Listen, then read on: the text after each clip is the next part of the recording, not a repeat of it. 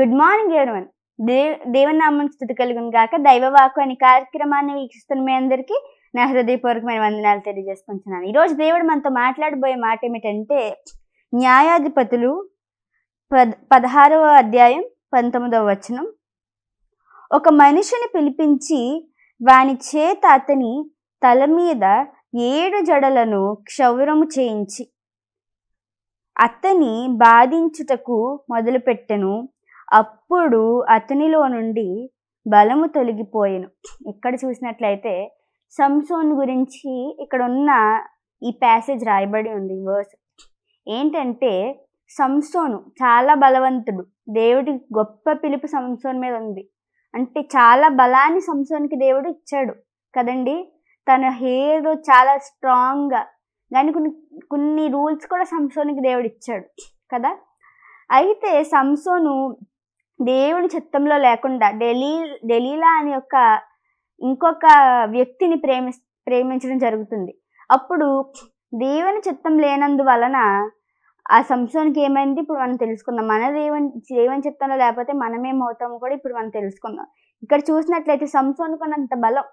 సంసోన్ చాలా బలవంతుడండి. ఏదైనా కూల్చేయగలడు, ఏమైనా చేయగలడు తన బలముతో. అయితే డెలీలాని ప్రేమించిన తర్వాత ఇక్కడ చూసినట్లయితే సంసోను, డెలీలా ఒక వేశ్య.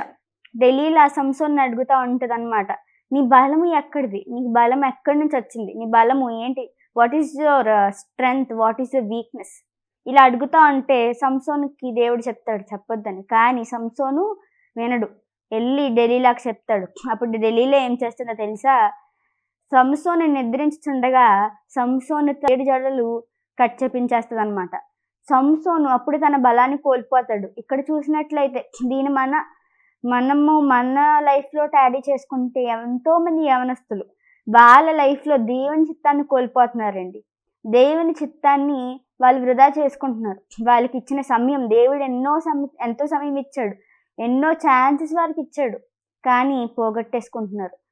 ఎంత చెప్పినా మాట వినకుండా ఎంతో సార్లు దేవుడు ఎన్నో ఛాన్సులు ఇచ్చినా వాళ్ళు పోగొట్టుకుంటున్నారు. ఇలాగే పిలుపుని పోగొట్టుకుంటున్నారు. యవనస్తులందరూ మాట వినకుండా సంసోను వలె వాళ్ళకి ఇచ్చిన బలాన్ని, యవనస్తులకి ఇచ్చిన బలాన్ని, యవనస్తులనే కాదండి చాలా మంది ఉన్నారు, దేవుడు వాళ్ళకి ఇచ్చిన బలాన్ని, పిలుపుని పోగొట్టుకుని వ్యతిరేకంగా మారి వాళ్ళ ప్రాణాలని పోగొట్టుకుంటున్నారు. వాళ్ళు ఎంతో కష్టాల్లో వాళ్ళు వెళ్ళిపోతున్నారు.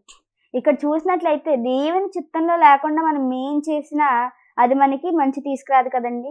ఇక్కడ సంసోను దేవుని చిత్తంలో లేకుండా డెలీలాని ప్రేమించినప్పటి నుంచే సంసోనికి కష్టాలు మొదలయ్యాయి కదా. లేదంటే డెలీలాని దేవుడు వద్దన్నాడు కదా అని వద్దని ఉంటే సంసోను ఇంకా బలవంతుడు అవుతాడేమో కదా.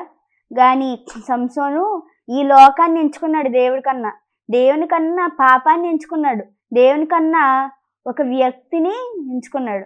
కానీ మీరు ఈ మెసేజ్ వింటున్న మీరు దేవుని మీరు ఎంచుకోవాలి. పాపంలో పడకుండా, దేవుని చిత్తంలో లేకుండా వెళ్ళకుండా, దేవుని చిత్తంలో బలంగా మీరు ఎదగాలని కోరుకుంటూ మేము నా మాటలు ముగిస్తున్నాను.